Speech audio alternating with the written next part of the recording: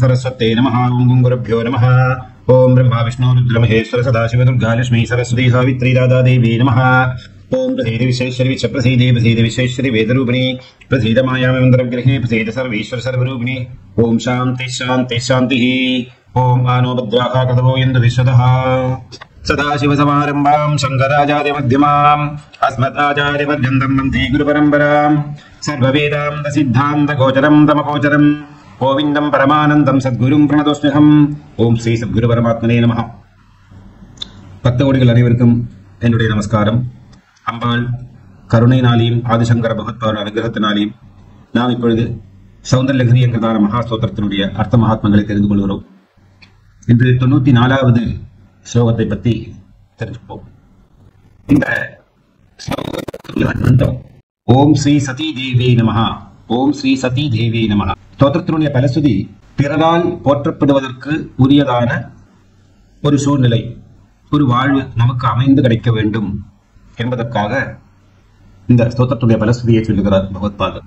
பர ஸ்துத்யதா அப்தியர்த்தம் சது நவதி ஸ்லோகம் ஜபேது. இந்த ஸ்லோகத்தை அம்பாளுடைய எந்த மகாத்மத்தை வர்ணிக்கிறார் என்று பார்த்தோமானா, பராசக்தியினுடைய ஸ்நான மகிமையை, அம்பாள் எப்படி ஸ்நானம் செய்து கொள்கிறாள் என்கிறதான தத்துவத்தை மகாத்பாதர் ரொம்ப ரசகரமாக வர்ணிக்கிறார். ஜபிக்க வேண்டியதான வழிமுறை, காலை நேரம் கிழக்கு அல்லது வடக்கு முகமாக அமர்ந்து 45 நாட்கள் தினந்தோறும் 1000 தரம் இந்த ஸ்லோகத்தை ஜபம் செய்தால் அவர்களுக்கு மற்றவர்களால் தனக்கு புகழ் பெறுவதற்கு வாய்ப்பு ஏற்படுகிறது. மற்றவங்க நம்மளை பாராட்டக்கூடியதான ஒரு சூழ்நிலைக்கு எடுத்து செல்லுகிறது. இதுக்கு 2-3 யோகங்கள் இருக்கு ஜோதிஷாஸ்திரத்துல. ஹரி யோகம், பிரம்ம யோகம், சிவயோகம் அப்படின்னு 3 யோகங்கள் சொல்லுகிறது. பிறரால போற்றப்படக்கூடியதான ஒரு பெரிய மகாத்மாவாகிறது இறைவனுடைய பரிபூர்ணமான அனுகிரகம் கிடைத்து அதனால் மட்டும்தான் இறைவனை தெரிந்து கொள்ள முடியும். அப்பேற்பட்டதான இறைவனுடைய மகாத்மத்தை உலகத்துக்கு பிரச்சாரம் செய்யக்கூடியதான நிலை, மடாதிபதிகளாக இருக்கக்கூடியதான வாழ்க்கை, இந்த மாதிரி எல்லாம் பலவிதமான அனுகிரகங்கள் இருக்கக்கூடியது இந்த 3 யோகங்கள்.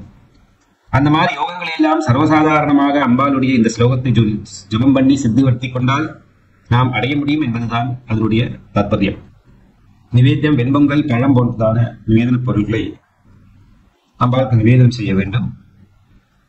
இதற்குரியதான யந்திரம் கீழ் நோக்கி இருக்கக்கூடியதான திரிகோண சக்கரம், சக்கரத்துக்குள்ள ஓம் ஹ்ரீம் ஹ்ரீம் ஹ்ரீம், ஓம் ஹ்ரீம்னு மேலே எழுதி அதுக்கு கீழே ஒரு ஹ்ரீம், அதுக்கும் கீழே ஒரு ஹ்ரீம் அப்படிங்கிறதால பீஜாட்ச மந்திரத்தை எழுதி அந்த சக்கரத்துக்கு மேலே அல்லது அதுக்கு பக்கத்துல திருவிளக்கு ஏற்றி வைத்து அம்பாளை தியான யோகாதியாசம் பஞ்சோபச்சார பூஜைகளை செஞ்சு நிவேதமில்லா சமர்ப்பணம் பண்ணி இந்த ஸ்லோகத்தை ஜபம் செய்து சித்திவர்த்தி கொள்ள வேண்டும். நமக்கு ஏன் பிறரால் போற்றல் தேவை அப்படின்னா, that will boost self confidence. இந்த மாடர்ன் வேர்ல்ட்ல மேனேஜ்மெண்ட் ஆகட்டும், சைக்காலஜி ஆகட்டும், HR டிவிஷன்ஸ்ல ஆகட்டும், இங்க எல்லாம் சொல்லிக் கொடுக்கறதான ஒரு பாடம் உண்டு. என்ன அப்படின்னா, எப்பவுமே பிரசம்சை பண்ணு. உனக்கு கீழே வேலை பண்றவாள, உனக்கு மேல பண்றவாள, உனக்கு ஏதாவது ஒரு தடவை இருந்து காரியங்கள் சாதிக்க வேண்டுமானால் அப்பேற்பட்டவர்கிட்ட எல்லாம் அவங்கள போற்றி போற்றி போற்றி அவங்களுக்கு உச்சி குளிர்ந்து விடும். இதற்கு ஏதாவது செய்ய வேண்டும் என்கிறதா அந்த எண்ணம் ஏற்படுது. இது சாதாரண மனிதர்களுக்கு மட்டுமல்ல, இறைவனுக்கும் கூட அப்படிதான்.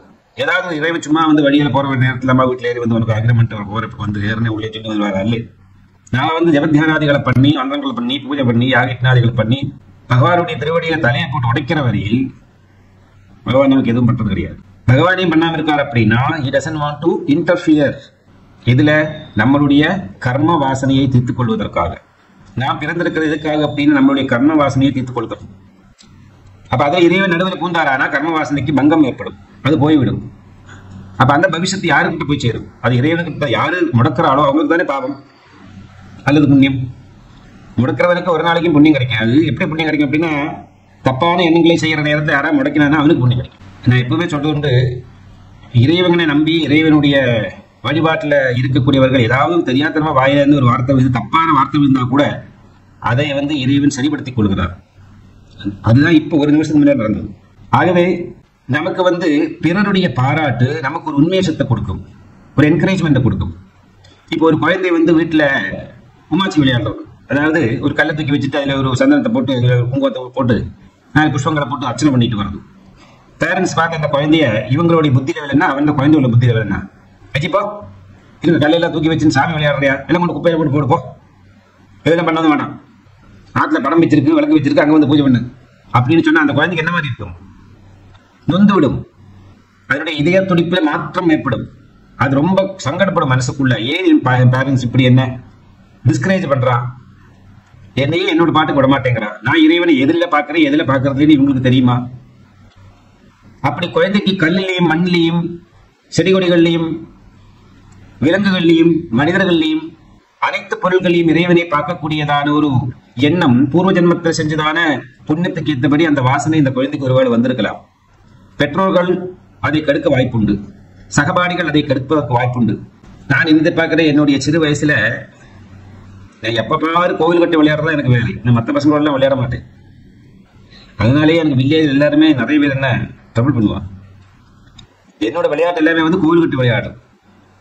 நானே மண்ணை புத்து மண் இடத்துல வந்து குழைச்ச சிவலிங்கத்தை உண்டு பண்ணி கணபதி விக்கிரகத்தை உண்டு பண்ணி ஆனைய வடிவெடுத்து அதுக்கு மேல ஊர்வலம் கொண்டு வருது பகவானை. நானே ஆனை தூக்கி தூக்கி போய் ஒரு டப்பால போட்டு டப்பா அடிச்சுட்டேன். அதில் பாடிட்டு இப்படி பேக்யார்டு கொள்ளை சொல்லுவோமே, அந்த பேக்யார்டில் வந்து நானே எப்படி சுற்றி வருவேன். அங்கே ஒரு நல்ல மரம் இருந்தது, அழகான இல்லை மரம் கிடையாது, சரி நந்தியார் வட்டம்னு பேர். அந்த பூ ரொம்ப அழகாக இருக்கும், ரொம்ப பெருசா கொடை போட்டா மாதிரி வளர்ந்து வருவது.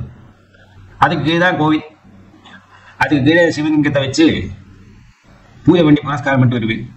ஃபார்ச்சுனேட்லி என்னோட வீட்டில் எல்லாரும் எனக்கு வந்து உதவி செஞ்சார்கள், என்னை எல்லாரும் அப்ரிஷியேட் பண்ணா, என்னை யாரும் உபத்திரம் பண்ணலை. எங்க அம்மா ரொம்ப என்கரேஜ் பண்ணா. மற்ற குழந்தைகள் எல்லாம் பார்க்கறதே இந்த குழந்தை இந்த மாதிரி இருக்கு, அவங்கெல்லாம் அது இதெல்லாம் விளையாடுறா, அது இதெல்லாம் மத்தாடி பாரு எப்ப பாரு சாமி சாமி சாமின்னு நடக்கானே அப்படி. ஸோ இது வந்து சில பேருக்கு நம்ம சாதகமாக வரும், சில பேருக்கு சாதகம் இல்லாம வரும் வாழ்க்கை. இதெல்லாம் பூர்வஜன்மாக்களை நாம் என்ன மாதிரி பாவபுண்ணியங்களை செஞ்சோங்கிறத பொறுத்து இருக்கு. அப்போ நமக்கு தேவை என்னன்னா ஒரு என்கரேஜ்மெண்ட். ஒரு நோவல் படிக்கிறது இல்லைன்னா ஒரு கம்ப்யூட்டர் கேம் விளையாடுறதுக்கு பதிலாக அந்த குழந்தை சின்ன சின்ன குட்டி கதைகள்லாம் வரக்கூடிய புஸ்தகங்கள் இருக்குமே, அந்த மாதிரி ஒரு புஸ்தகத்தை படிச்சு ராமாயணம் பாரதம் இப்பேற்பட்டதான சுந்தரகாண்டம் இந்த கதைகளை எல்லாம் படிச்சு அந்த குழந்தை அந்த அந்த ஞானத்தை பெறுகிறது அப்படின்றால் அதை வந்து என்கரேஜ் பண்ணணும். நல்ல விஷயத்தானே பண்றாங்க. ஆகவே நமக்கு வந்து சப்போஸ் யாராலையும் பாராட்டு கிடைக்கல அப்படின்னா என்ன ஆகும் அப்படின்னா நம்ம டிஜெக்டட் ஆயிடுவோம். That will lead to depression. நான் இவ்வளவு பண்ணி யாரும் அப்ரிஷியேட் பண்றது இல்லையே, எனக்கு எதனால இந்த மாதிரி வந்து அமைஞ்சது வாழ்க்கை? பூர்வ பாவம் தான். நான் முன்னாடி சொல்லியிருக்கேன்லவா, ஜாதகத்துல 3ஆம் பாவாதிபதி 6, 8, 12 இல்லைன்னா 6, 8, 12ஆம் பாவாதிபதியோட சேர்ந்திருந்தாருன்னா அவங்களுக்கு வந்து எப்போ யாரிடமிருந்தும் பாராட்டு கிடைக்காது. கிடைச்ச இடத்துல இருந்தாலும் அவங்களை மோதுவாளே தவிர வரவன் போறவெல்லாம் அவங்க அடி போட்டுருவா, தர்ம அடி எழுவாது. எல்லாரும் எல்லா விதத்திலையும் ரிஜெக்ட் பண்ணுவா, டிஸ்ட்ரஸ் பண்ணுவா, ரிஜெக்ட் பண்ணுவா, அந்த பசங்க சோர்ந்து போயிடுவார். அவங்களெல்லாம் தான் இந்த ஸ்தோத்திரத்தை ரொம்ப முக்கியமாக படிக்க வேண்டும். பேர புகழ் கிடைச்சவனுக்கு திரும்ப திரும்ப கிடைக்கிற அவசியம் இல்லை, அது அகங்காரத்தை கொண்டு விடும். நிறைய பேர் நீங்கள் கத்துன்னு இருக்கக்கூடியவன் தெரிஞ்சிருக்கக்கூடியவன் ஒரு ஸ்விம்மிங் பூல்ல பை மிஸ்டேக் வந்தா நீந்தி வெளியில வந்துடுவார். தெரியாதவன் டவுன் ஆயிடுவார், முங்கி இறந்து போயிடுவார். சோ ஏற்கனவே பூர்வ ஜென்மாவில வந்து நல்ல புண்ணியத்தை நாம் சம்பாதிச்சிருக்கோம் அப்படின்னா ஏதோ சின்ன சின்ன சின்ன தப்புகள்னால இந்த ஜென்மா கிடைச்சிருக்கு. இல்லை சஞ்சிதம் பிராரப்தம் வர்த்தமானம் ஆகாமி அப்படிங்கிறதான சதுர்விதமான கர்மவினையினால வந்திருக்க வாய்ப்பு உண்டு. அன்ஃபுல்ஃபில்டு நமக்கு யாரிடமிருந்தா கிடைக்கக்கூடியது இல்லை, நாம் யாருக்கும் கொடுக்க வேண்டியது பாக்கி இருந்தா நிச்சயமாக ஜென்மாவை நம்ம எடுக்க வேண்டியிருக்கும். பட் அந்த ஜென்மம் நல்லா இருக்கும். அதனால இறைவனுடைய இந்த ஜீவாத்மா இறைவனோட போட்டதான ஒப்பந்தம்.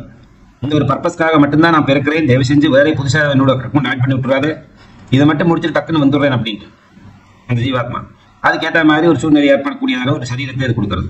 இப்போ பிறரால் போற்றப்பட வேண்டியதான சூழ்நிலை நாம் எதுக்காக உருவாக்கி கொள்ள வேண்டும் புரிந்து கொண்டது மட்டும் அல்லவா? நமக்கு அடிக்கடி எங்கெங்கெல்லாம் பாராட்டு தேவை. That will only encourage us. எல்லா உலகத்திலையும் எல்லா நிலையிலையும் பாராட்டுங்கிறது ஒண்ணு உண்டு. தெய்வத்துக்கிட்ட இருந்து மகாபுருஷர்கள் மகான்கள் சாதா ஜனங்கள் வரைக்கும் எம்ப்ளாய்மெண்ட் ஆகட்டும் டிஃபென்ஸ் ஆகட்டும் ஒரு ஸ்டார் இன்க்ரீஸ் ஆகிட்டே போறதில்லைவா, மெடல்கள் இன்க்ரீஸ் ஆகிட்டே போறதில்லை, எல்லாம் என்கரேஜ்மெண்ட் தான். கம்பெனியில நிறைய வேலை பண்ணா போனஸ் கொடுக்குற, அடுத்த வருஷம் நீ டபுளா வேலை பண்ணுன்னு அர்த்தம்.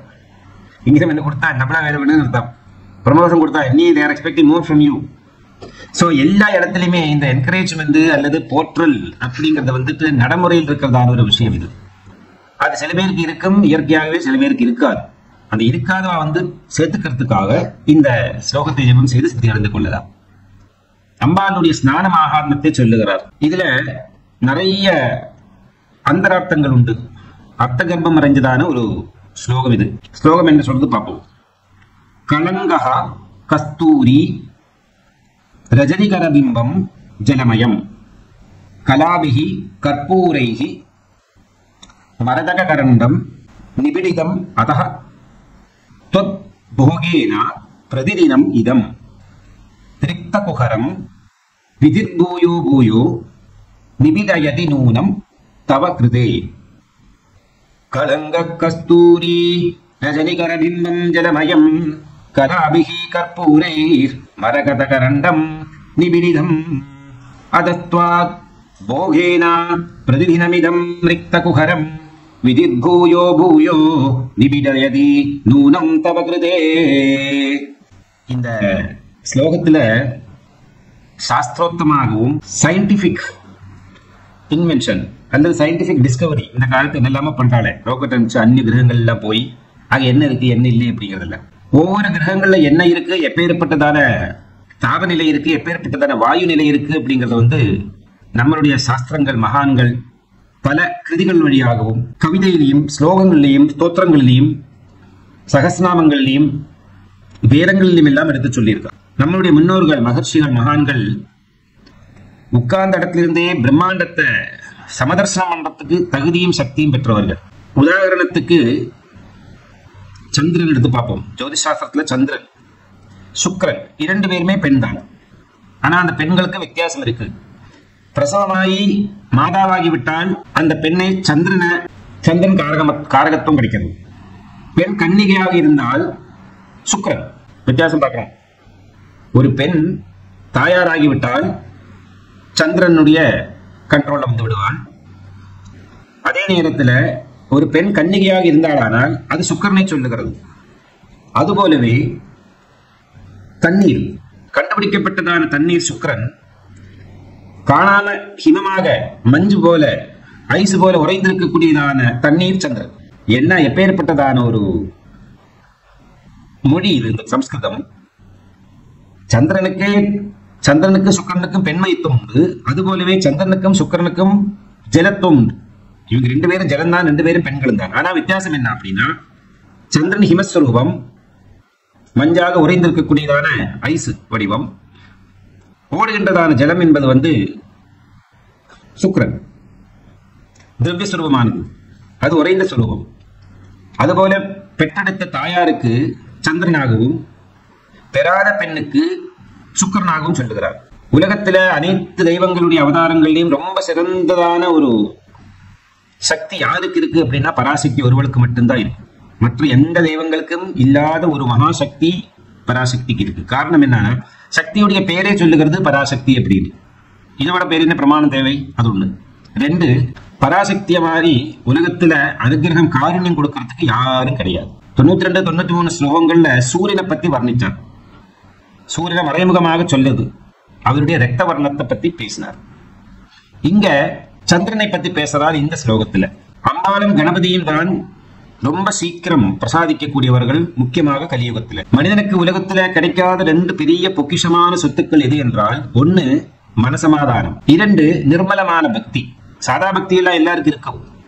பக்திக்கு நல்லது கெட்டதுங்கிறது கிடையாது. இருந்தாக்க ரெண்டு பிரஷியஸ் தத்துவங்கள், ஒன்னு மனசமாதானம், இனி ஒண்ணு வந்து நிர்மலமான பக்தி. இரண்டையும் கொடுக்க தகுதி இருக்கக்கூடிய ஒரே ஒரு தெய்வம் பராசக்தி திருவள்ளி. மனசமாதானம் வேறு யார நாம் அனுகமித்தாலும் கிடைக்காது. சக்தியினுடைய அனுகிரகம் இருந்தால் மட்டும்தான் மனசமாதானம் உண்டாகும். காரணம் என்னன்னா, சந்திரமா மனசோ ஜாதஹ சக்ஷோ சூர்யோ அஜாயதா முகாதிந்த சாக்ரிச்ச பிராணாத்வாயுரதாயஜ நாப்யா ஆசீதந்தரீக்ஷம் அப்படின்னு புருஷ சூக்தம். சந்திரமா மனசோ ஜாதஹா, மனசு சந்திரனிலிருந்து உற்பத்தி ஆகிறது. அல்லது மனத்தத்துவம் தான் சந்திரனுக்கு காரணம், அல்லது சந்திரன் தான் மனத்தத்துவத்தை ஆளுகின்றவன். சந்திரனை பார்த்தால் எல்லாருக்கும் மனசுக்கு குளிர்மை ஏற்படுகிறது, சந்தோஷத்தை உருவாக்குறது, ஆனந்தத்தை உருவாக்குறது, கற்பனை உலகத்துக்கு எடுத்து செல்லுகிறது. கவிகளுக்கெல்லாம் சந்திரன் எல்லாம் வேலையே இல்லாம ஆயிடும். சந்திரன் அவ்வளவு பெரிய ஒரு ப்ராமினன்ட் ஃபிகர் இந்த பிரபஞ்சத்துல. ஆனா சந்திரனுக்கு இருக்கிறதான பிரச்சனை என்னன்னா நிலையற்றவன், நித்தியம் சேஞ்ச் ஆகக்கூடியதான ஒரு தத்துவம். அது எல்லாரும் சேஞ்ச் ஆகிட்டு தான் இருக்கா உலகத்துல, யாரும் கான்ஸ்டன்ட் கிடையாது எக்ஸப்ட் பரமாத்மா. இருந்தாலும் நடைமுறையில பாக்குற நேரத்துல கிரகங்கள்ல ஃபாஸ்டஸ்ட் கிரகம் எது அப்படின்னா சந்திரன். நிலையற்றவன் சொல்ல காரணம் வேனிங் இன் வேக்சிங், தேவிரை வளர்விரை. ஒவ்வொரு செகண்டும் ஏதோ ஒரு மாற்றம் நடந்து கொண்டிருக்கிறது இந்த சந்திரனுக்கு. மற்றவங்களுடைய மாற்றங்கள் எல்லாம் ரொம்ப டிலேயாக நடக்கும், சந்திரனுக்கு தான் வேகமாக எஃபெக்ட் பண்றது. அப்ப அந்த சந்திரன் மனசுக்கு காரணமாகிறார். நம்மளுடைய மனசையே நமக்கு கட்டுப்பட மாட்டேங்கிறது, ஒரு இடத்துல நிற்க மாட்டேங்கிறது அப்படின்றதுக்கு காரணம் சந்திரன் எவ்வளவு வேகத்துல சஞ்சாரம் செய்கிறாரோ அல்லது அவருடைய நிலையற்ற நிலையை அடைந்து கொண்டிருக்காரோ அது மாதிரியே மனசு என்பது எப்பவுமே ஏறி இறங்கி தான் இருக்கு. வேலியேற்றம் வேலியிறக்கம் இருக்கிற மாதிரி மனஹா கபிரூபேனா, குரங்கனுடைய வடிவமா மனசுக்கு எப்ப பாரு தாவிட்டே இருக்குமே தவிர ஒரு இடத்துல நிலையாக உட்காரா. சும்மா உட்காரமேட்டு ஏதாவது அரிசி உட்காந்துருக்கும், எங்கேயாவது பேர் இருக்கும், இல்லைன்னா சுருண்டு உட்காந்துருக்கும், சும்மா இருக்கவே முடியாது குரங்கால. அதுபோலதான் மனசு. அப்ப தியானத்துல 3 நிமிஷம் ஒருவனால மனசை கட்டுப்படுத்த முடியும்னா அவன் தியான யோகி ஆகி விடுகிறான். தெரியுமா உங்களுக்கு? பெரிய லெவல். 3 நிமிஷம் மனசை கட்டுப்படுத்தக்கூடியவன். அப்போ மாசக்கணக்காக வருஷங்களாக மகர்ஷிகள்லாம் உட்கார்ந்து தியான யோகாதிகளை பண்ணி சாதிச்சிருக்கக்கூடியதான விஷயங்கள் எவ்வளவு பெருசாக இருக்கும்னு நினைச்சு பார்க்கலாம். அதனால இந்த மனசு நமக்கு கட்டுப்பாட்டுக்குள்ள வர வேண்டுமானால், மனசமாதானம் என்பது கிடைக்க வேண்டுமானால் அது பராசக்தி ஒருவனால மட்டுமே தான் ஒரு மனிதன்மாவுக்கு கொடுக்க முடியும். அதனால்தான் சக்தியை வழிபடுகின்றதான பக்த ஜனங்கள் மனதே விழுகிறார்கள் வேகமாக. மனசே வென்றவனுக்கு மட்டும்தான் ஆத்மாவை தெரிந்து கொள்ள முடியும். ஆத்மாவை தெரிந்து கொண்டவனுக்கு மட்டும்தான் ஆத்ம சாட்சா்காரத்தை அனுபவிக்க முடியும். அந்த ஆத்ம சாட்சா்காரம் தான் முக்தி அல்லது மோட்சம். ஆகவேதான் சக்தி ஒருவளுக்கு மட்டும்தான் எல்லாருக்குமே மோட்சத்தை கொடுக்கறதுக்கு அதிகாரம் உள்ளவள் என்று சொல்ல காரணம். ஆகவே சக்தி வழிபாட்டினால நமக்கு மனசை கட்டுப்படுத்த முடிகிறது. அந்த மனசினுடைய காரணக்காரனான சந்திரன், சந்திர பிம்பம், சந்திர வடிவம் இரண்டுமே சக்தியினுடைய ஒரு பார்வைதான். சூரியனும் சந்திரனும் 2 பேருமே, அக்னியும் 3 பேருமே பரமாசக்தியினுடைய நேத்திரங்களாக இருக்கார்கள்.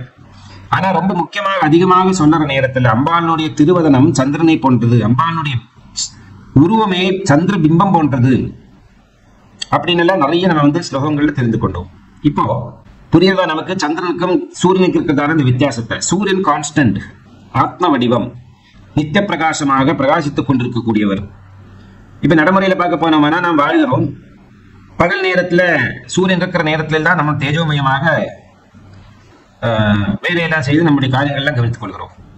சூரியன் மறைந்து விட்டாரானால் உடனடியாகவே நாம் மரணத்தை வரித்துக் கொள்கிறோம். தெரிஞ்சு செத்து போறதுக்கு பேரு தான் தூக்கம்.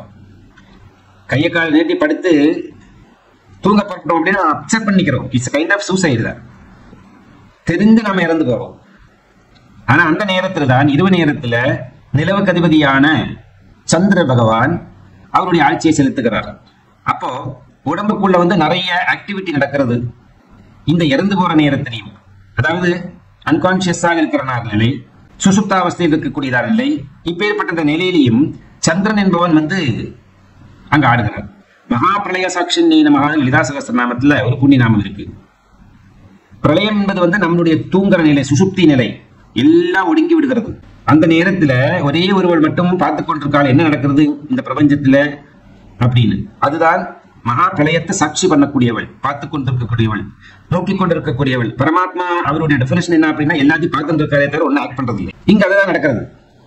ஆகவே சூரியன் மறைந்து சந்திரன் உதிக்கிற நேரத்துல நம்மளுடைய உடம்பு ஆக்டிவ் ஆகிறது. அந்த உடம்பை ஆக்டிவேட் பண்ணி நிலைநிறுத்திக் கொள்வதற்கு நம்மளுடைய உடம்புல இந்த ஜீவாத்மா வடிவத்துல சிவம் சக்திங்கிறதான தத்துவம் நன்றாக விளையாடுகிறதுன்னு தெரிய முடியாது நம்மளால. சோ பிரகாசிக்கின்றதான அந்த ஜீவாத்மா, அந்த ஆத்ம வடிவம், பிரகாசம் இல்லாம இருக்கக்கூடியதான சந்திர வடிவம், யார் ஒருவருடைய உதவியினால தனக்கு பிரகாசம் ஏற்படுகிறதோ, சூரியனுடைய ஒளியினால்தான் சந்திரனுக்கு பிரகாசம் வருகிறது. அதுபோல ஆத்மா என்கிறதான ஜீவாத்மா நம்மளுடைய உடம்பு இருப்பதனால்தான் நம்மளுடைய சரீரம் ஆக்டிவேட் ஆகிறது. எப்பேற்பட்ட சூழ்நிலையிலும் அம்பாள் நமக்கு உபயோகமாக இருக்காள், நம்மளை காப்பாற்றி கொண்டு வருகிறாள். அதுக்கு ஒரு எக்ஸாம்பிள் பாக்குறோமானா, தூங்குற நிலையில உடம்பு மரித்து விடுகிறது. அப்ப உடம்பை விட்டு சக்தி உடனடியாகவே அந்த சிவம் அப்படிங்கிறதான ஜீவனுக்குள்ள கான்சியஸ்னஸ்க்குள்ள பூந்து வருது தூங்குற நேரத்துல. அங்க உட்கார்ந்து இந்த உடம்பை பார்த்துட்டே இருக்கு. உடம்புக்கு ஏதாவது ஒரு சின்ன ப்ராப்ளம் பிரச்சனை வரத உடனே தாவிடும். அந்த சிவனை விட்டு உடனே சக்தி இந்த உடம்புக்குள்ள பூந்துடும். உடம்பு ஆக்டிவா இருக்கிற நேரத்துல யாருமே ஜெனரலா யாருமே அந்த ஆத்மாவை பத்தியோ ஜீவனை பத்தியோ இறைவனை பத்தியோ நினைச்சு பார்க்கறதே இல்லை. என்ன ஒரு வேடிக்கை இருக்கணும் இந்த இடத்துல. அதனால தூங்குற நேரத்திலையும் அம்பாள் காப்பாத்துக்கிறாள், தூங்காம ஜாகிரதாவஸ்தையில நடமாடிக்கொண்டிருக்கிற நேரத்திலையும் அம்பாள் இந்த உடம்பை காப்பாத்துக்கிறாள். அந்த 2 வேலையிலையும் தூங்குற நேரத்திலையும் தூங்காம இருக்கிற ஜாகிர சொப்ன சுசுப்தா துர்யா துர்யாதீதா அப்படிங்கிற 5 அவஸ்தைகள். அப்படி சபரிவிதமான எல்லா விதமான அந்த 5 அவஸ்தைகளிலையும் அம்பாள் இந்த ஜீவாத்மாவை எப்படியெல்லாம் சம்ரட்சணம் செய்ய வேண்டுமோ அப்படியெல்லாம் செஞ்சு ப்ரொடெக்ட் பண்ணிட்டே வரா. ஆனா மனிதன் மட்டும்தான் அவனுடைய ஆணவத்தினால இந்த கர்ம ரகசியத்தை மறந்து வாழ்கிறார். ஆதியிலிருந்தே ஆணவ பலம் என்பது எப்பவுமே இருக்கக்கூடியது. எந்த யுகத்தும் முடிஞ்சாலும் ஆணவ பலத்துக்கு அழிவு கிடையாது. இந்த கான்சியஸ்னஸ் அப்படிங்கிறதான அகங்காரம், இந்த ஆணவ மலத்தை இல்லாம செய்வதற்காக கர்மமலம் மாயாமலம் அப்படிங்கிறதால 2 மலங்களை இறைவன் செயற்கையாக உருவாக்குறார். இயற்கையாகவே இருக்கக்கூடியது ஆணவ மலம். அதே நேரத்துல கர்மமலம் மாயாமலம் அப்படிங்கிறது செயற்கையாக உருவாக்கப்பட்டது. எதற்காக? இந்த ஆணவ மலத்தை வெல்லுவதற்காக, ஆணவ மலத்துக்கு புத்தி பூட்டி அதை திருத்திக் கொள்வதற்காக. அப்போ எப்போ இருக்கா நமக்கு இந்த கர்மமலம் மாயாமலம் இறந்து போகிறதோ அப்பதான் ஆணவ மலத்தை நம்மளால கொல்ல முடியும். இந்த கர்மமலம் மாயாமலம் என்கிறதால் 2 வைத்துக் கொண்டு நாம் ஆணவ மலத்தை வெல்ல வேண்டும். இன் அதர் வேர்ட்ஸ், இப்படியெல்லாம் இறைவன் இந்த பிரபஞ்ச சிருஷ்டியில ஒரு ஜீவாத்மா மனித வடிவம் எடுத்து வந்த பிறகு அதை எந்தெல்லாம் விதத்துல 24 மணி நேரம் தூங்குற நேரத்திலையும் நுழைத்துக் கொண்டிருக்கிற நேரத்தையும் கட்டி காப்பாற்றி வருகிறார். ஆகவே நாம் கடமைப்பட்டிருக்கோம். எந்த ஒரு சக்தி நம்மளை ஆட்டி படைக்கிறதோ அந்த சக்திக்கு நாம் தலை வணங்குவதற்கு கடமைப்பட்டிருக்கோம். We are not doing a favor, we are supposed to do our duty. அந்த இறை சக்திக்கு தலை வணங்குறது நம்மளுடைய கடமை. அப்படிங்கிறதான தத்துவத்தை தான் இதுல இந்த ஒரு சந்தர்ப்பத்தை புரிஞ்சுக்க முடியாது. எல்லா விஷயங்களையும் அதுக்கு இயல்பாகவே அதுக்கு சக்தி கிடைக்கிறது. எதனால அப்படின்னா அந்த ஆத்மா இந்த ஜீவன் உடம்புக்குள்ள இருக்கிறதுனால தான். அது விட்டு போனா அது கீழே வந்துடும். இதெல்லாம் தெரிஞ்ச சத்தியம். ஆகவே சூரியன்கிட்ட இருந்து கிடைக்கிறதான பலனால சந்திரன் ஆக்டிவேட் ஆகி தெரியற மாதிரி ஜீவாத்மாவினுடைய தொடர்பு இருப்பதனால நம்மளுடைய உடம்பு ஆக்டிவேட் ஆகுது. அப்ப சிவனுடைய அனுகிரகத்தினால சக்தி பிரச்சோதனம் பண்றாள் அல்லது பிரத்யட்சம் ஆகிறாள். இதுக்கு முன்னாடி ஸ்லோகங்கள் தானே கத்துட்டோம் நம்ம. பகவானுடைய அருள் சக்தி தான் பராசக்தி, பரமேஸ்வரனுடைய. அப்படி நம்மளுடைய உடம்பு, நம்மளுடைய மனசு, நம்மளுடைய ஆத்மா, இங்கதான் இந்த 3 தத்துவங்களுக்கும் காரணம் இந்த சிவசக்தி மயம். அந்த சிவசக்தியினுடைய அனுகிரகத்தை தான் இந்த ஸ்லோகத்துல நாம் தெரிந்து கொள்கிறோம். இந்த 92, 93, 94. அப்ப இதுல என்ன சொல்லி வர்றார் அப்படின்னா ஸ்நானம் செய்கிறாள். ஸ்நானம் அப்படின்னாலே ரொம்ப முக்கியமான ஒரு தத்துவம். நம்ம ஆச்சார அனுஷ்டானங்கள்ல சுத்தத்துக்காக ஸ்நானம் செய்து கொள்ளலாம், அதுல எல்லாம் நடக்கி விடுவது. அதே நேரம் ஸ்நானம் இல்லாத நிலை ஏற்படும், அதுதான் கர்ப்பாவஸ்தா. that doesn't mean that சுத்திக்காக உடம்ப குளிக்கிறதுலே இல்லாத அர்த்தம். குளி நின்று விடுகிறது அப்படின்னு அர்த்தம். அதாவது தீட்டு குளி நிற்கிறது. ரஜஸ்வலியானவள் 4வது நாள் அன்னைக்கு 100 தடவை ஜலாசயத்துல மூங்கி குளிக்க வேண்டும். அதுதான் என்னுடைய கணக்கு. அப்டமன், யூட்ரஸ் இதுக்கெல்லாம் பயங்கரமான சக்தி கொடுக்கும். என்று முங்குற நேரத்துல பை நேச்சராகவே அந்த ஜலஸ்தம்பத்தினுடைய சக்தி கிடைக்கும். பிராணாயாமம் செய்யறதுக்கு சமம். ஏன்னா முங்கிட்டு யாரும் மூச்சு விட மாட்டான். அதனால கட்டாயப்படுத்தி மூச்சை ஸ்தம்பனம் செய்ய வேண்டி இருக்கும். அதுதான் குளத்துல முழுகிறது, எல்லாம் ஆற்றுல முழுகிறதான ஒரு சக்தி. இப்போ உடம்புக்கு பயங்கரமான பலம் கிடைக்கும். அதுக்கு என்ன சொல்லுவாங்க, ஸ்தானம் அடங்கி விட்டது அப்படிமா. கர்ப்பாவஸ்தை, ஒரு பெண் பும்சவதி ஆகிவிட்டால், கர்ப்பவதி ஆகிவிட்டால் என்றால் ஸ்நானம் நின்று விடுகிறது. ஸ்நானம் நின்று விட்டது அப்படின்னா என்ன அர்த்தம்? பிரபஞ்சத்துல சிருஷ்டி உருவாகிறது என்ற அர்த்தம். யாரோ பிள்ளை பேர் நடக்க போறது யாருக்கோ அப்படின்னு. இங்க பிரபஞ்சத்துல இந்த ஸ்லோகத்துல 3 ஹீரோஸ் உட்காந்துருக்காங்க. ஒண்ணு சந்திரன், இன்னொன்னு பராசக்தி, இன்னொன்னு பிரம்மதேவன். இவர்கள் 3 பேருடைய விளையாட்டத்தான் இந்த ஸ்லோகத்தை நாகத்தின் கலங்கஹா. சந்திரன்ல கலங்கம் பார்க்கிறோம் நாம. கலங்க கஸ்தூரி, கஸ்தூரி திலகமாக அம்பாளுடைய நெற்றியில போட்டிருக்கக்கூடியதான கஸ்தூரி திலகம் சந்திரன்ல இருக்கக்கூடியதான கருப்பு வர்ணத்திற்கான களங்கம் போன்றது அப்படின்னு லலிதா சஹஸ்ரநாமத்துல வியாக்கியானம். இங்க என்ன சொல்லி வரா பகவத் பாதர்? கலங்கஹா சந்திரன்ல காணக்கூடியதான அந்த களங்கம் இருக்கே, அந்த கருப்பு வர்ணம் அங்கங்க அடிக்கடி காண்றது. கஸ்தூரிகி, இது கஸ்தூரி அப்படிங்கிறார். கஸ்தூரி ஒரு வாசன பொருள். மஞ்சள், மஞ்சள்ல 2 விதம் உண்டு. உண்ட மஞ்சள், கஸ்தூரி மஞ்சள் பேரு. விரல் மஞ்சள்னு சொல்லுவா சில. இந்த விரல் மஞ்சள்ங்கிறது வந்து ஆண், உண்ட மஞ்சள்ங்கிறது வந்து பெண். மஞ்சளினுடைய மேக்சிமம் குவாலிட்டிஸ், அதுல இருக்கிறதான சத்துக்கள் எல்லாம் அதிகம் எதுல அப்படின்னா உண்ட மஞ்சள் தான் இருக்கு. உண்ட மஞ்சள் தான் நாம வந்து சாதாரண வாழ்க்கையில, அதாவது உணவுக்காகவும், உணவுக்கு மஞ்சள் பொடி உபயோகிக்கிறோம் இல்லவா, உணவுக்காகவும் உடம்புல தேய்ச்சிக்கிறதுக்கும் எல்லாம் வந்து இந்த உண்ட மஞ்சளை தான் உபயோகப்படுத்தணும். ஸ்திரீ மஞ்சள். புருஷ மஞ்சள் வந்து எதுக்கு உபயோகப்படுத்துவார்கள் என்றால் வைத்தியம், அதாவது சிகிச்சா, அதுக்கு வந்து விரல் மஞ்சள் ரொம்ப முக்கியம். ஆண் மஞ்சள் அதனுடைய வீரியம் வேற லெவல், இதனுடைய வீரியம் வேற லெவல். ஆகவே பெண்கள் வந்து கஸ்தூரி மஞ்சளை தேர்த்துக் கொள்வது வழக்கம். சுத்தத்தை கொடுக்கும். சுத்தத்தை கொடுக்கிறது மட்டுமல்ல, உடம்புக்கு வந்து நல்ல ஸ்கின் வந்து ரொம்ப பளபளபளபளான்னு இருக்கும். இந்த விகோ டர்மரிக் அப்படின்னு ஒரு பிராண்ட் இருக்கு, ஒரு கிரீம், அதுல வந்து மஞ்சள் தான் உபயோகப்படுத்துறான். இப்போ இந்த மஞ்சள் வந்து பெண்கள் தேய்த்து குளிக்கிறது வந்து வழக்கம், அது வழிமுறை. அப்பேற்பட்டதுக்கு கஸ்தூரி, இந்த மஞ்சள் மட்டுமில்லை பலவிதமான வாசன பொருட்களை உபயோகப்படுத்தி ஸ்நானம் செய்வார்கள். ரஜினிகர பிம்பம், சந்திர பிம்பம். அம்பாளுக்கு வந்து இந்த சந்திரனை என்னவா உபயோகப்படுத்துகிறாள் என்றால் ஒரு கிண்ணமாக. பெண்கள்லாம் குளிக்க போகிற நேரத்துல ஒரு பாத்திரத்துல வந்து கொஞ்சம் சீனி பொடி, கஸ்தூரி மஞ்சள் பொடி, அப்புறமா அந்த வாசன பொடிகள் இதெல்லாம் போட்டு குழைச்ச உடம்புல எல்லாம் தேய்ச்சி குளிப்பார்கள். அதுல அந்த எடுத்துட்டு போற ஒரு கிண்ணம் இருக்கே. சந்திர பிம்பம் என்பதை வந்து பராசக்திக்கு ஸ்நானம் செய்யறதுக்கு உபயோகப்படுத்தக்கூடியதான இந்த கஸ்தூரி போன்றதான பலவிதமான வாசன பொருட்களை, பச்சைக்கற்பூரம் போன்றதான வாசன பொருட்களை எல்லாம் போட்டு நிறைத்து வைத்திருக்கக்கூடியதான ஒரு கிண்ணம், மரகத பொட்டி. அது அந்த மரகத பொட்டிக்குள்ள இதெல்லாம் நிறைத்திருக்காரு. அதைத்தான் நமக்கு சந்திரன்ல இந்த களங்கமாக காணப்படுகிறதோ அப்படின்னு பகவத்பாதருடைய ஜலமயம். ஜலமயம் அப்படின்னா பனிநீர், பன்னீரை விட்டு குழைக்கிறார்கள் இந்த வாசன திரவியங்கள் எல்லாம். அப்படி அந்த திரவியத்தை எடுத்து உடம்பு பூராவும் பூசிண்டு அம்பாள் ஸ்நானம் செய்வார். இப்படி பண்ற நேரத்தில் தான் ஒரு தடவை அம்பாளுக்கு வந்து ஒரு டிஜெக்ஷன் ஏற்படுகிறது. தனக்கு கிடைச்சதான கணவன் எப்ப பாரு அட்லீஸ்ட் ஒரு நாளைக்கு 12 மணி நேரமாவதும் தியானத்துக்கு போயிடுவார், தபசுக்கு போற அப்படின்னு. சூரியனோட வேலை என்ன, 12 மணி நேரம் பிரகாசமாக இருப்பார், 12 மணி நேரம் காணாம போயிடுவார். அப்ப சந்திரனுக்கு என்ன, அது சுக்லபக்ஷத்துல வந்து ரொம்ப சந்தோஷமாக இருப்பார், கிருஷ்ணபக்ஷத்துல ரொம்ப துக்கமாக இருப்பார். அம்பாள் எப்பவுமே சுக்லபக்ஷத்திற்கு கூட சரஸ்சந்திரன் விபகனாயேன மகான புகழ் அம்பாளுக்கு. சரஸ்சந்திர காலத்தில் இருக்கிறதான சந்திரனை போன்ற பிரகாசமானவள் தேவி அப்படி. ஆனா சந்திரனுக்கு இனி ஒரு 14 நாள் இந்த துக்கத்தை அனுபவித்தாக வேண்டும். அப்படி ஒரு நாளைக்கு மனம் விரும்பி உட்கார்ந்துட்டு இருக்கா. நமக்கு கூட்டுக்கு, விளையாட்டுக்கு, கொஞ்சறதுக்கு, கொழியறதுக்கு யாருமே இல்லையே.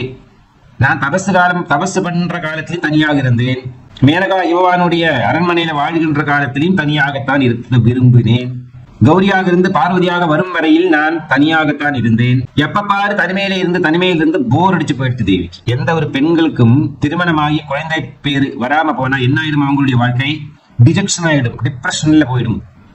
அவங்களுக்கு அந்த தனிமை என்பது வந்து அவளை கொல்ல ஆரம்பிக்கும். நோயாட்டமா கொஞ்சமாக அரிச்சு அவங்கள இல்லாம பண்ணிவிடும். இந்த மனோ வருத்தம் அம்பாளுக்கு ஏற்படுகிறது. ஏன்னா மனிதனுடைய உடம்பெடுத்து தான் வந்திருக்காள் தேவி இந்த இடத்துல, பார்வதி தேவியாக. அப்போ இங்க தேய்ச்சிருக்கக்கூடியதான இந்த மஞ்சள் திரவியத்தை, இந்த கஸ்தூரி, இந்த வாசன பொருள் எல்லாத்தையும் வச்சு திரட்டி எடுத்து தன் உடம்பிலிருந்து ஒரு பொம்மையை உருவாக்கி, ஒரு பிம்பம், ஹரித்ரா பிம்பம் தியாயாமி சித்தி விநாயகம் ஸ்தாபயாமி அப்படின்னு அந்த பிம்பத்தை ஒரு குழந்தை வடிவத்துல அம்பாள் வந்து உருவாக்கி எடுத்து அதுக்கு தன்னுடைய ஜீவனையே கொடுக்கிறாள் தேவி. அப்படிதான் மகா கணபதி பிரத்யட்சமாகிறார் அந்த இடத்துல. பரபிரம்ம சுரூபமே தான் மகா கணபதி. விநாயகர்னு பேர் இருக்கு.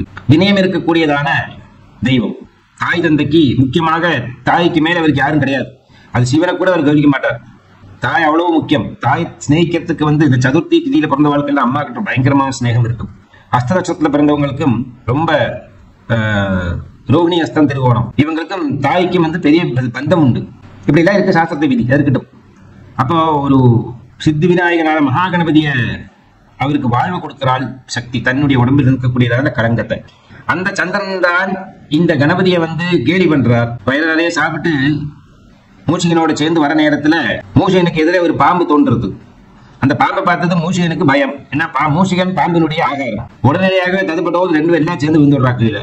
கணபதி மூஷிகன் 2 எல்லாம் கீழே விழுந்து குப்பரை குத்தி விழுந்துறா. மேல இருந்து ஆகாயத்திலிருந்து சந்திரன் பார்த்து சிரிக்கிறார். கஷ்டம், இப்படி யாரு சாப்பிட சொன்னா, இப்படி தரப்பானே, உடம்புக்கு ஏற்ற மாதிரி வாகனம் வச்சுக்க வேண்டாமா, இந்த பொடியை இந்த மூச்சிக்கனை தூக்கி வச்சுட்டு பின்ன நடந்துட்டு, இவனுக்கு இல்ல புத்திசாலின்னு பேரு, இவனுக்கு அதிபுத்திமான்னு பேரு, என்னெல்லாமோ சொல்லி அவர் கேலி பண்றார். ஜாதகத்துல யோக நட்சத்திரம், அவயோக நட்சத்திரம் 2 உண்டு.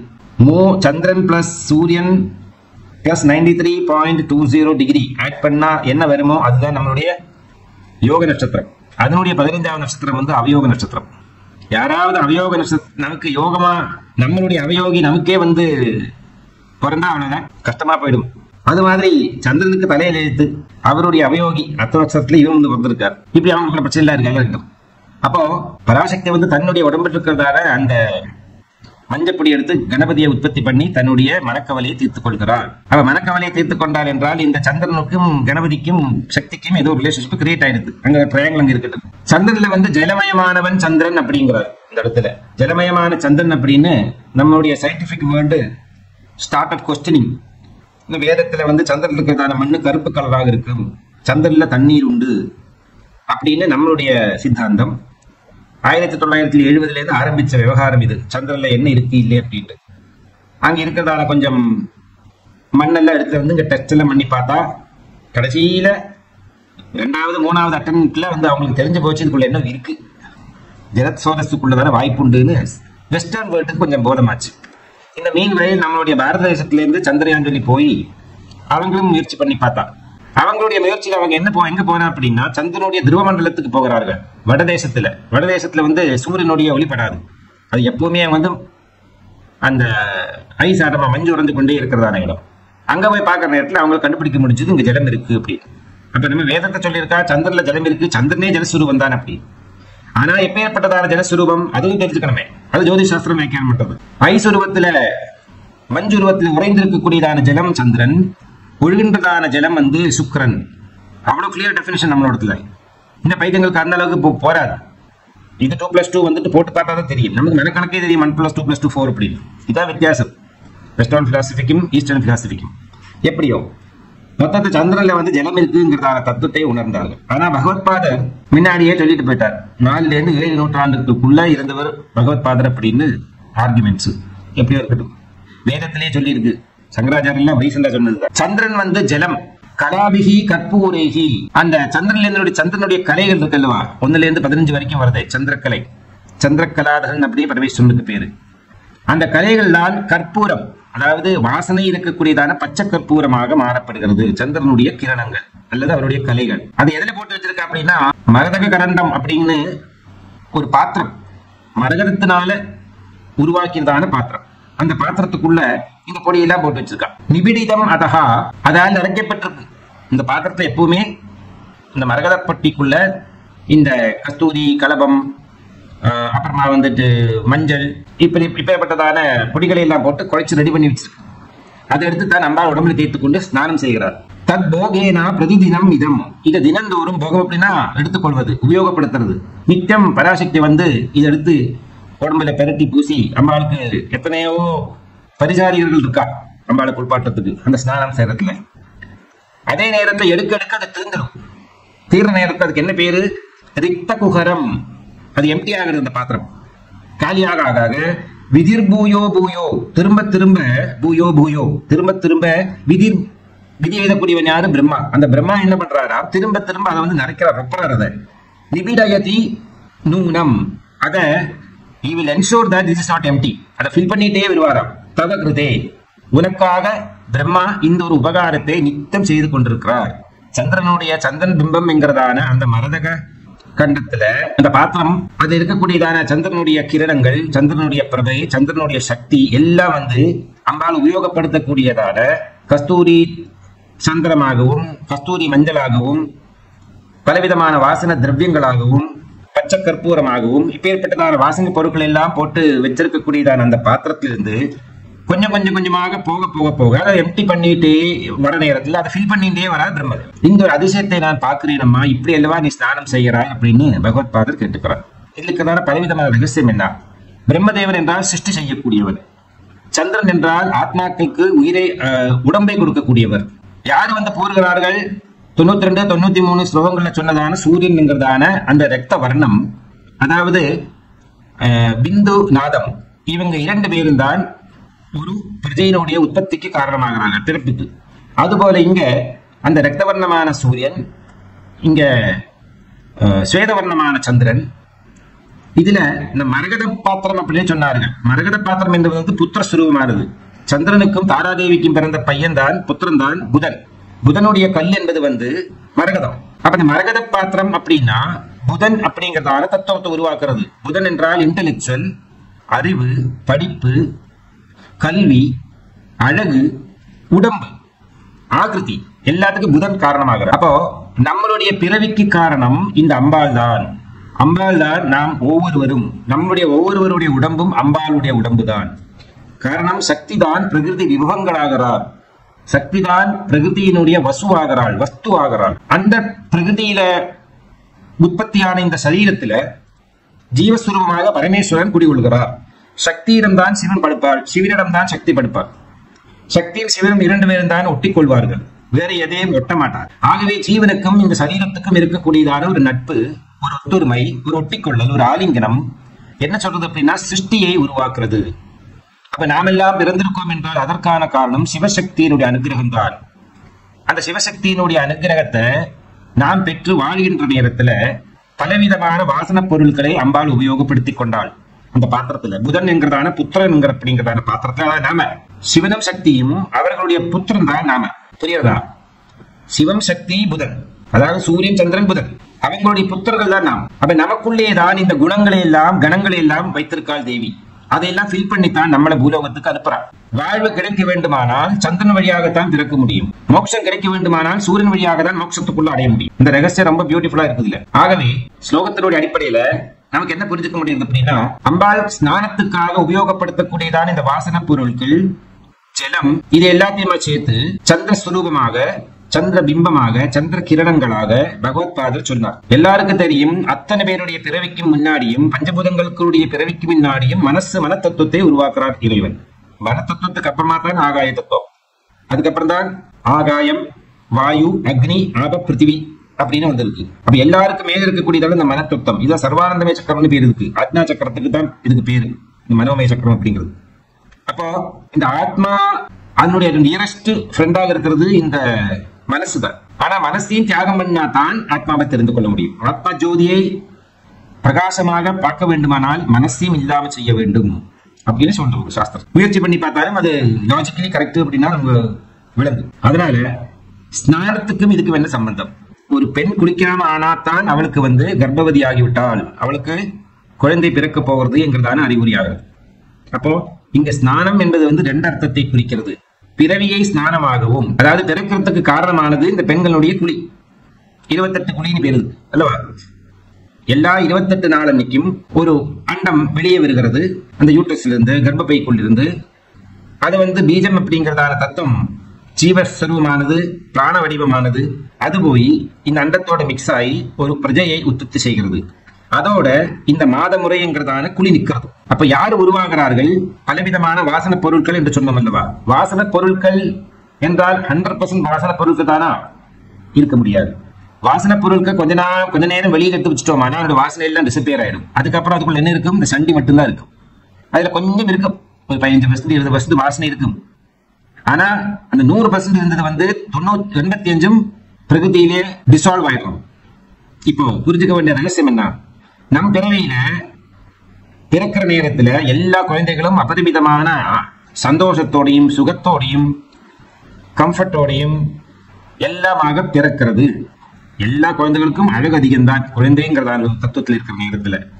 அந்த குழந்தை வளர வளர வளர வளரதான் அதுல வந்து நல்லது கெட்டது நம்மளால பார்த்துக்க முடியாது. இப்ப பச்சை கற்பூரம் போட்டு வச்சது வந்து வருஷக்கணக்காக அந்த வாசனையில் இருக்கும். பூண்டினுடைய வாசனை வருஷக்கணக்காக இருக்கும். பூ போட்டு வச்ச பாத்திரத்துல அந்த வாசனை கொஞ்ச நேரத்துக்கு தான் இருக்கும். அந்த பூ எடுத்து கொஞ்ச நேரத்துக்கு அப்புறமா அந்த வாசனை இருக்கு அந்த பாத்திரத்துல. அப்போ எவ்வளவு பவர்ஃபுல் வாசனைங்கிறது இங்க கேள்விக்குறி. அதுபோல நம்மளுடைய பூர்வ ஜென்மாக்கள் நாம் ரொம்ப நல்ல சத்கர்மா பண்ணியிருந்தோம்னா அந்த வாசனை நீண்ட நாளைக்கு இருக்கும். கொஞ்சம் தான் புண்ணியம் பண்ணியிருக்கோம், அதே நேரத்துல பாபத்தை அதிகம் பண்ணியிருக்கோம் அப்படின்னா அந்த வாசனை கொஞ்சம் இருக்கும், அப்புறம் போயிடும். அப்ப நம்மளுடைய உடம்புக்குள்ள பாபம் புண்ணியம் அப்படிங்கிறது வந்து எந்த அளவுக்கு இருக்கு அப்படிங்கிறது இந்த வாசன திரவியத்தினுடைய லைஃப் ஆயுஸ் எப்படி இருக்கோ அது மாதிரி இருக்கு. அப்ப நம்முடைய உடம்பு நிறைக்கப்பட்டது எதனால அப்படின்னா அந்த பாப புண்ணியம் அப்படிங்கிறதான பொருட்களால அழைக்கப்பட்டிருக்கு. வாசனை எப்பவுமே அதிகமாக இருக்கிறது புண்ணியம், வாசனை எப்பவும் ரொம்ப கம்மியாக இருக்கிறது பாவம். இப்ப புரிஞ்சுதா? இந்த புதன் வந்து ரொம்ப அவஸ்தப்படுறாரு பாவம். சொந்த அப்பா அம்மா அது தெரியாத அளவுக்கு குருவோடு சத்ரு ஆகிவிட்டார். குரு ஏத்துக்கலை, சந்திரனும் ஏத்துக்கலை, அனாதையா வெளியில வந்துட்டார். பாவம் சனீஸ்வரன் தான் வந்து காப்பாத்துறாரு புதனை. இவனு கவலைப்படாத, நான் இருக்கிற வரைக்கும் நவகிரகங்கள் யாராலையும் ஒன்னும் ஆக்ட் பண்ண ஸ்மார்ட்டா ஆக்ட் பண்ண முடியாது. Because I know how to put the check on them. நான் உனக்கு வழி கொண்டு தரேன், நான் ஒரு ஸ்தானமானங்களை கொடுக்குறேன் அப்படிங்கிற நவகிரகங்கள்ல புதனை சேர்த்துன்றது சனி பகவான் தான். பயங்கர அப்போசிஷன் இருந்து, முக்கியமான அப்போசிஷன் குரு கிட்ட இருந்து, பிரகஸ்பதி கிட்ட இருந்து. ஏன்னா அவருடைய மனைவிக்கு சந்திரனுக்கு பிறந்து தானே இந்த பையன், அனாத பையனே கூப்பிடுறது. அதனால கல்விக்கும் விசத்துக்கும் ஒத்து போகாது. 10 கிலோ எஜுகேட்டட் பீப்புளுக்கும் வயசுமேனுக்கும் வித்தியாசம் உண்டு. ஞான போதையில் இருக்கக்கூடியவன் படிச்சவனே மதிக்க மாட்டான். நீ எம்காம் படிச்சிருக்க, பிஎஸ்சி படிச்சிருக்க, who cares for this? உனக்கு அறிவு உனக்கு புஸ்தக படிக்க போல அப்படிம்பார். இறைவனை டெஃபினன்ஸ் சொல்லு, பிரம்மத்தோட டெஃபினன்ஸ் சொல்லு கேட்டா அவன் சொல்ல முடியாது. அப்படி ஓவர் கம் பண்ணிடுவார் இந்த குரு பிரகஸ்பதி. தெளிவே. அப்போ நம்மளுடைய பிறவி புதனாட்டமா தான் நம்மளுடைய பிறவி. புதன் என்றாலே இந்த புத்திர வடிவம் தான். எல்லா கிரகங்கள்லயும் பிறவிக்கு தகுதி இருக்கக்கூடியவர் சந்திரன். எல்லா ஆத்மாக்களுக்கும் நல்ல போதத்தை புத்தியை புகட்டக்கூடியவர் பிரகஸ்பதி. புத்திர காரகன் பிரகஸ்பதி, புத்திர சம்பத்துக்கு காரணம் பிரகஸ்பதி. அப்பேற்பட்டதான அந்த பிரகஸ்பதி விஷ்ணுவாகவும் சிவனாகவும் ஸ்தானமானங்கள் ரெப்ரசன்டேஷன்ல. அப்ப அவங்களுடைய அனுகிரகத்தினால பிறந்தது இந்த புத்திரன் அப்படிங்கிறதான புதன். அப்ப நாம ஒவ்வொருத்தரும் இந்த பிரகஸ்பதி, சூரியன், சந்திரன் இவர்களுடைய புத்திராகவும் சிவசக்தியினுடைய புத்திராகவும் தான் நாம் பிறந்திருக்கோம் இந்த பூலோகத்துல. நமக்கு நல்ல கர்மாவெல்லாம் பண்றதுக்குள்ள பாக்கியம் கிடைக்கிறது, சத் விஷயங்களை தெரிந்துக்கக்கூடியதான பாக்கியம் கிடைக்கிறது என்றால் நம்மளுடைய பூர்வ ஜென்மாக்கள்ல நாம் சத்வாசனை இருக்கக்கூடியதான உன்னதமான வாசன பொருளாக இருந்திருக்கோம், சக்தி உபயோகப்படுத்தி இருக்காள். ஆகவே நமக்கு இந்த ஜென்மாவில அபரிமிதமான ஞானமும், சத்தியம் எது அசத்தியம் எது, டிஸ்கிரிமினேஷன் பவர், விவேக சூடாமணியில பகவத்பாதர் சொல்லி கொடுத்தா மாதிரி நல்லது எது, கெட்டது எது, சத்தியம் எது, பொய் எது, உண்மை எது அப்படிங்கிறதான விளக்கத்தை எல்லாம் போதனை செஞ்சு கொண்டு சிவஞான போதம் நமக்கு கிடைக்கக்குள்ளதான காரணம் நம்மளுடைய பூர்வ ஜென்மாக்கள்ல சத்வாசனை இருக்கக்கூடியதான பச்சை கற்பூரமாகவும் கஸ்தூரி மஞ்சளாகவும் எல்லாம் மாறப்பட்டிருக்கும். அதனால சந்திரனுக்கும் நமக்கும் இருக்கிறதா தொடர்பு ஒரு நாளைக்கும் முடியாது. சந்திரனுக்கு 3 விதமான பந்தம் உண்டு. ஒண்ணு உடம்பில் இருக்கிறதான ரத்தம், உடம்பே சந்திரன். 2 பிதர்களோடு இருக்கிறதான சம்பந்தம். 3 மனசு. சோம பிதர்மானு. சோமன் என்றாலே பிதர்களுடைய ஹெட் சோமன். சந்திரனுக்கும் சோமன் என்றதான பேர் உண்டு. ஆகவே பித சம்பந்தத்துக்கும் சந்திரன், மனசம்பந்தத்துக்கும் சந்திரன், சரீர சம்பந்தத்துக்கும் சந்திரன். பெண்களுடைய மாதவிடாய்க்கு காரணம் சந்திரன். அண்டம் உற்பத்தி ஆகிறதுக்கு காரணம் சந்திரன். ரத்தம், உடம்புல ரத்தோட்டம் இல்லைன்னா எல்லாம் ஸ்டாப் ஆயிடும் இல்லவா, அந்த ரத்தோட்டத்துக்கு காரணம் சந்திரன். செவ்வாயினுடைய பலத்தினால் தான் ஓடுறது. அங்கங்க உடஞ்சு உட்காந்துருவார் இல்லைங்க. சந்திரனுடைய பிரகிருதம் வயசாயிடுவார். ஒரு சான்ஸ் தப்பு போச்சுன்னா ஒருத்தருக்கு உட்காந்தாச்சு கட்டுப்பிடிச்சாச்சுங்க, இன்ஃபர்மேஷன் வந்தாச்சு, உடனடியாகவே வாதம் தாதம் சொல்லி அதுக்கு சிகிச்சை ஆரம்பிச்சிடுவா. அங்க சூடு கொடுக்கணும் அப்படிங்க. அப்ப அந்த வாதம் உருகி விடும். புரியுதா? அப்ப வேதம், வைத்தியம், வேதாந்தம், வைதீகம் சர்வத்திலையும் இந்த சந்திரனுடைய இன்வால்மெண்ட் இருக்கு. சகலவிதமான பொருட்களுக்கும் ஔஷதீய சக்தி, ஔஷத வீரியத்தை கொடுக்கக்கூடியவன் சந்திரன். அந்த சந்திரனோடு உருவமாகவே இருக்கக்கூடியவள் பராசக்தி என்று இந்த நாமத்திலே சொல்லுகிறார் பகவத்பாதர்.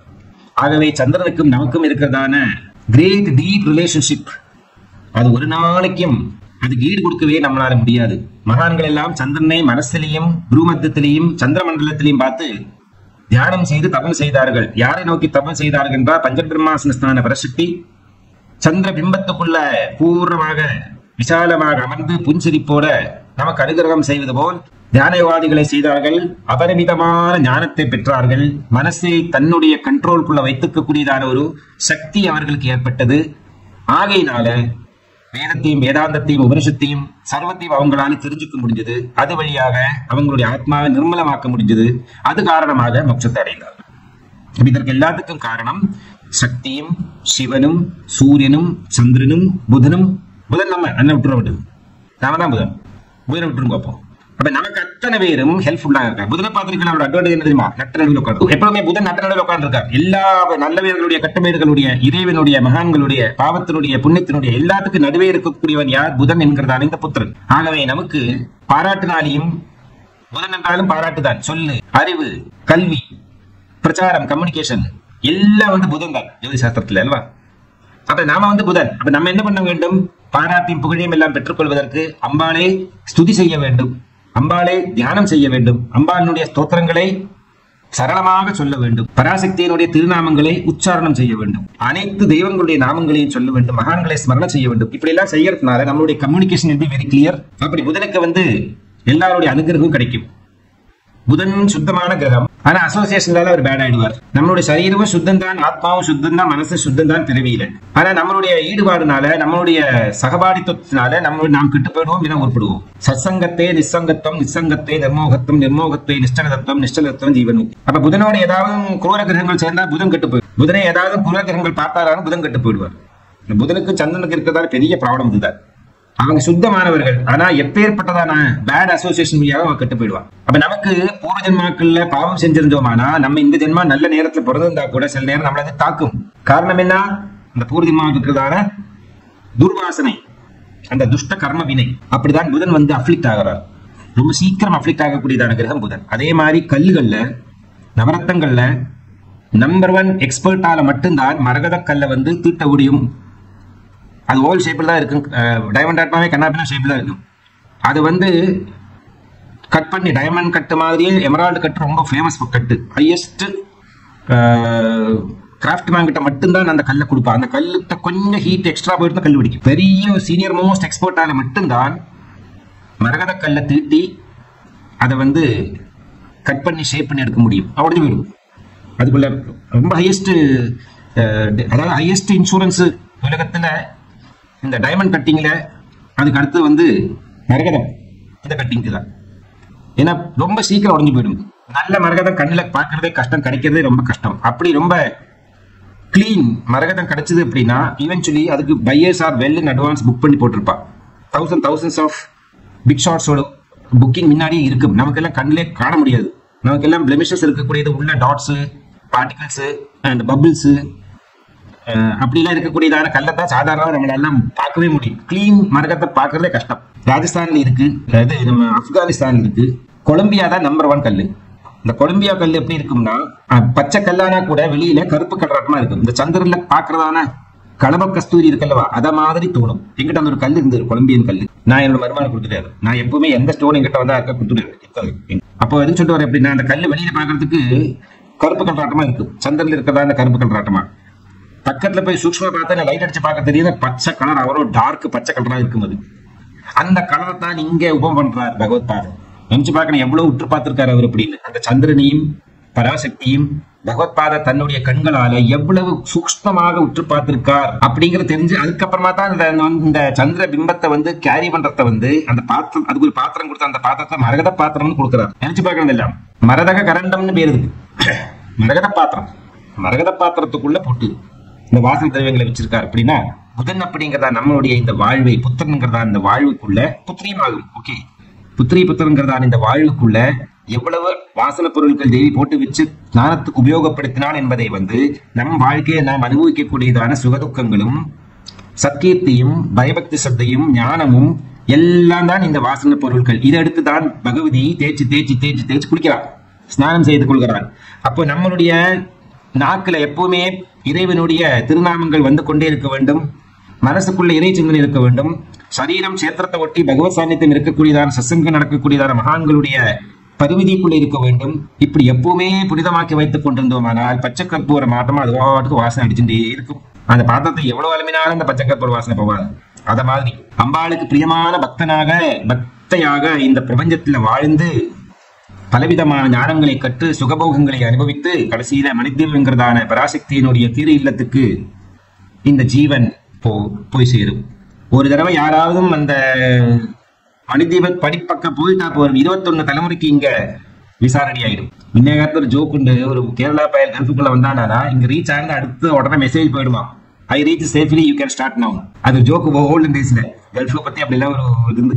அது மாதிரி ஏதாவது ஒரு மகாத்மா, ஒரு பராசக்தியினுடைய உபாசிகன், பக்தன் அல்லது பக்தை மணிதீபத்தினுடைய அந்த எல்லை இந்த கேட்டு பக்கத்துல போயிட்டா கூட போயிடும். இங்க 21 பேருக்கு விசா ரெடி ஆயிடும்.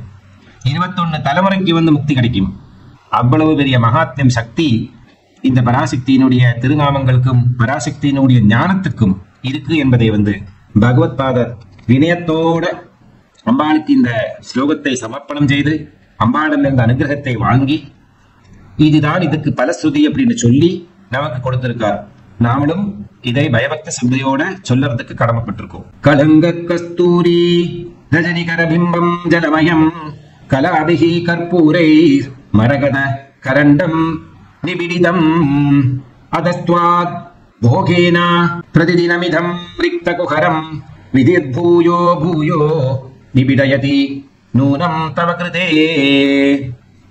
அந்த பிரம்மாவனுடைய திரும்ப திரும்ப ஃபீல் பண்றாரு அப்படிங்கறத எதை சொல்றது அப்படிங்கறத பத்தி கொஞ்சம் கூட கல்யாணம் செஞ்சிருக்கலாம். அம்பா எடுத்து சொன்னா கூட சொன்னா போற தீர்மானம் பண்ணிருக்கா போன்றது. அதனால எனக்கு அவ்வளவுதான் சொல்ல முடிஞ்சது. நிறைய விஷயங்களை பத்தி சொல்லலாம். உலகத்துல சிருஷ்டி இன்க்ரீஸ் ஆகிட்டே இருக்குமே தவிர டிக்ரீஸ் ஆகாது. இதுதான் ரகசியம், இதுதான் தத்துவம், இதுதான் கண்ணுக்கு முன்னாடி பார்க்கக்கூடியதான சத்தியம். செடி கொடி மரங்களாகட்டும், மனிதர்களாகட்டும், விலங்குகளாகட்டும், it's only increasing, it's not decreasing. That means எடுக்க எடுக்க எடுக்க ஜீவாத்மாக்கள் வெளியில வர வர வர பிரம்மதேவன் திரும்ப திரும்ப திரும்ப திரும்ப ஃபீல் பண்றாரு சந்திரனுக்குள்ள. அப்ப என்ன ஆகும்? திரும்பியும் இப்போ ஒரு பாத்திரத்துல நிறைய பொருள் இருந்தா ஒரு கையை போட்டா நிறைய பொருள் வந்துடும். கொஞ்ச நாள் இருக்கு அப்படின்னா அது கொஞ்சம் தான் வரும். இவர் எப்பவுமே ரொப்பி வைக்கிறாரு. ஆகவே சிருஷ்டிக்கு எந்த விதமான கோட்டம் இல்லாமல் நிறைய பிரஜைகள் உற்பத்தி ஆகிக்கொண்டே இருக்கிறது. மனிதராக மட்டுமல்ல, இந்த 84 லட்சம் டைப் ஆஃப் ஜீவராசிகள் அது பாட்டுக்கு பெருகின்றது. அதுதான் சர்வம் ஜெகதம்பார்ப்பணமஸ்து. ஹரி ஓம்.